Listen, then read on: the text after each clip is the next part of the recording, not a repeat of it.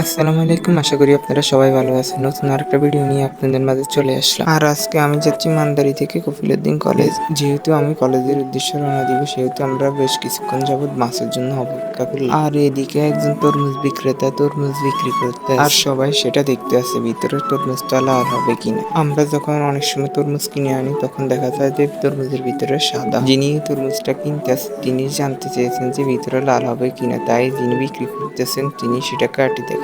আপনারাও দেখতে থাকুন ভিতরে আসলে লাল হয় কি।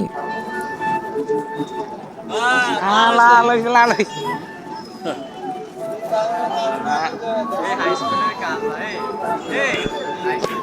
আর এইদিকে আমাদের বাসটা চলে এসেছে, তারপর আমরা বাসের মধ্যে উঠে গেলাম। আর এই বাসটার নাম হচ্ছে আনন্দ।